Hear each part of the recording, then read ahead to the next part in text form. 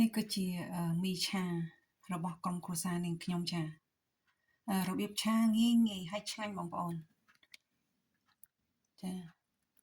បងប្អូនចាក់ទឹកម្ទេសចូលទៅចាបងប្អូនពេញចិត្តនៅរបៀបឆាមីរបស់ក្រុមគ្រួសារនាងខ្ញុំសូមអញ្ជើញតាមដានវីដេអូរបស់នាងខ្ញុំទាំងអស់គ្នាចា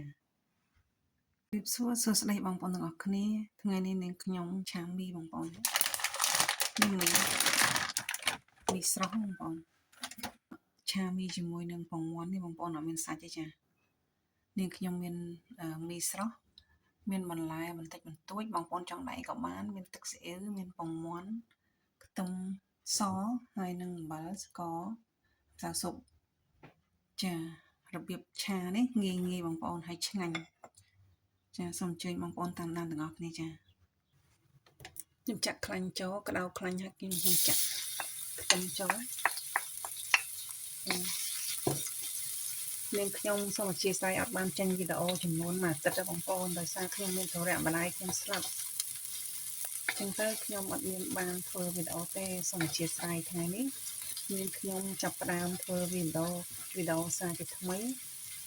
ចាដើម្បីចែកជូនបងប្អូនទស្សនា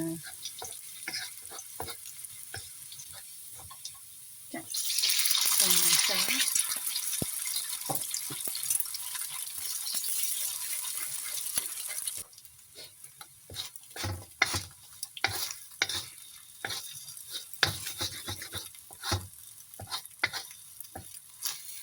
ទឹកស៊ីអ៊ីវចូលបន្តិចដើម្បីឲ្យកុំឲ្យពងមាន់យើងសាបចាឲ្យមានជាតិ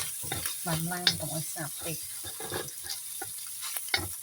ដូចហើយនាងខ្ញុំដួសពងមាន់ដាក់ទុកម្ដុំសិនទុកមួយឡែកសិនចាទៀត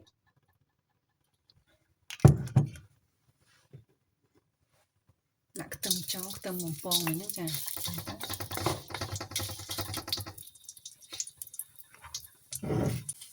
បន្តមកនាងខ្ញុំដាក់មីចូលចាន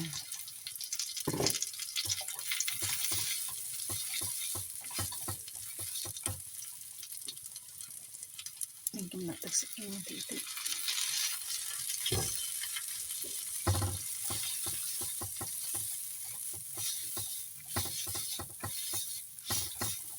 ស្ករម្សៅស៊ុបអត់មានអំបិលទេបងប្អូនសុំទោស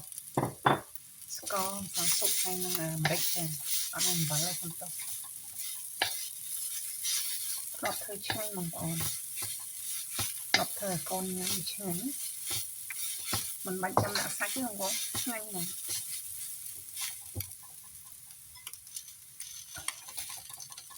នេះខ្ញុំដាក់បន្លែចូលបន្តិចមានការ៉ុតមានស្ពៃក្តោបហើយនឹងសណ្តែកបណ្ដុះ